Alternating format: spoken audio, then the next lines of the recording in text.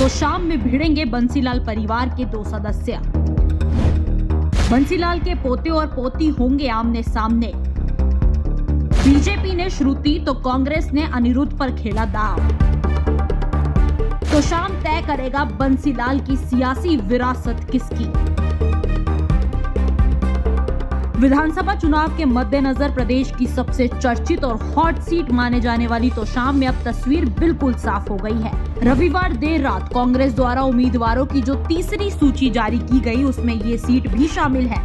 कांग्रेस ने पूर्व मुख्यमंत्री और आधुनिक हरियाणा के निर्माता कहे जाने वाले दिग्गज जाट नेता चौधरी बंसीलाल के पोते अनिरुद्ध चौधरी को मैदान में उतारा है। अनिरुद्ध बंसीलाल के बड़े बेटे रणबीर सिंह महिंद्रा के बेटे हैं।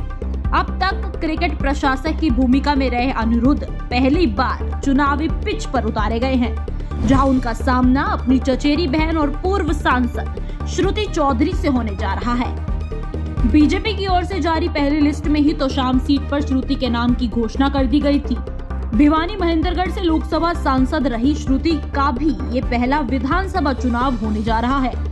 इस सीट पर लगातार 4 बार से उनकी मां किरण चौधरी बतौर कांग्रेस विधायक निर्वाचित होती रही हैं। लोकसभा चुनाव के बाद मां बेटी दोनों बीजेपी में शामिल हो गई थी, जिसके बाद भाजपा ने किरण को राज्यसभा में भेज दिया और बेटी श्रुति को तोशाम विधानसभा से टिकट दे दी।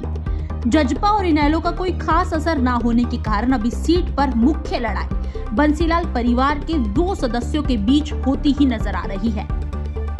बंसीलाल की विरासत की लड़ाई। हरियाणा में 4 बार मुख्यमंत्री पद की शपथ लेने वाले चौधरी बंसीलाल ने अपने 6 बच्चों में इस छोटे बेटे सुरेंद्र सिंह को युवा अवस्था से ही राजनीति में एक्टिव रखा था और उन्हें हमेशा अपने सियासी उत्तराधिकारी के तौर पर प्रोजेक्ट किया, जिसके कारण बड़े बेटे रणबीर महिंद्रा से मनमुटाव भी रहा। इसकी बानगी 1998 के आम चुनाव में तब दिखी जब भिवानी सीट पर उनके दोनों बेटे आमने सामने हो गए। छोटे बेटे सुरेंद्र सिंह पिता की बनाई पार्टी हरियाणा विकास मोर्चा और बड़े बेटे रणबीर कांग्रेस की टिकट पर चुनाव लड़ रहे थे। हालांकि बाजी सुरेंद्र सिंह के हाथों ही लगी। 2000 के विधानसभा चुनाव में जब बंसीलाल अपनी सरकार गिरने के बाद कठिन राजनीतिक परिस्थितियों से गुजर रहे थे, तब भी उन्होंने अपने छोटे बेटे को विधानसभा पहुंचाने के लिए तोशाम की सीट छोड़ दी और खुद भिवानी से लड़ने चले गए। हालांकि बंसीलाल तो जीत गए, लेकिन उनका बेटा परिवार की पारंपरिक सीट को नहीं बचा पाया। सुरेंद्र सिंह को मौजूदा भाजपा सांसद धर्मवीर सिंह के हाथों शिकस्त का सामना करना पड़ा। 13 साल पहले भी धर्मवीर 1988 के चुनाव में बंसीलाल को यहां से धूल चटा चुके थे। ऐसे में बंसीलाल के जीवित रहते ही उनकी विरासत को लेकर उनके दोनों बेटों के बीच संघर्ष शुरू हो गया। बंसीलाल और सुरेंद्र सिंह के निधन के बाद तोशाम सीट से रणबीर महिंद्रा चुनाव लड़ने की इच्छा रखते थे, लेकिन दिल्ली की राजनीति छोड़ हरियाणा की सियासत में कदम रखने वाली किरण चौधरी के कारण ऐसा मुमकिन नहीं हो पाया। कहते हैं कि किरण की गांधी परिवार से, खासकर सोनिया गांधी से काफी अच्छे रिश्ते थे, जिसके कारण रणबीर महिंद्र कांग्रेस में कोई खास मुकाम हासिल नहीं कर पाए और बंसीलाल की सियासी उत्तराधिकारी के तौर पर किरण और उनकी बेटी को ही मान लिया गया। यही वजह रही कि किरण हुड्डा सरकार में न केवल कैबिनेट मंत्री रही, बल्कि सत्ता गंवाने के बाद भी नेता प्रतिपक्ष के पद पर काबिज हुई। इतना ही नहीं, उनकी बेटी की राजनीति में भी धमाकेदार एंट्री हुई। श्रुति 2019 में कांग्रेस की टिकट पर सांसद बनी। इन सबसे उलट रणबीर महिंद्रा ना खुद के लिए और ना अपने बेटे के लिए राजनीति में कोई खास स्पेस बना पाए। 2019 के विधानसभा चुनाव में भी उन्होंने बाडरा हल्के से अपनी किस्मत को आजमाया, जहां उन्होंने जेजेपी की नैना चौटाला के हाथों फिर से हार का मुंह देखना पड़ा। इन सब के बीच भूपेंद्र हुड्डा और किरण चौधरी के संबंध भी तेजी से बिगड़ रहे थे।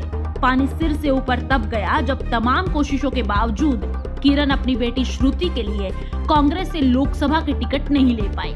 आम चुनाव के परिणाम आते आते किरण ने अपनी बेटी के साथ साथ कांग्रेस को बाय बाय कहकर बीजेपी का दामन थाम लिया।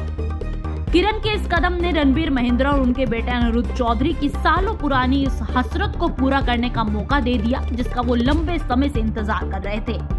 अनिरुद्ध इसके लिए अपनी चाची का धन्यवाद करना भी नहीं भूले।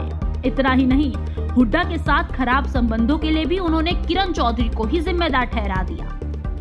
ये दादाजी के शब्द हैं। तो आज हम साथ मिलकर, मैं समझता हूं हमें प्रण लेना चाहिए चौधरी बंसीलाल जी की समाधि पर एकत्रित हम हुए हैं। हमें यहाँ पर एक प्रण लेना चाहिए कि हम उनकी जो ये इच्छा थी उसकी पूर्ति के लिए अगले 1.5 महीने हम कोई भी कसर नहीं छोड़ेंगे, उनकी इच्छा हम पूरी करेंगे।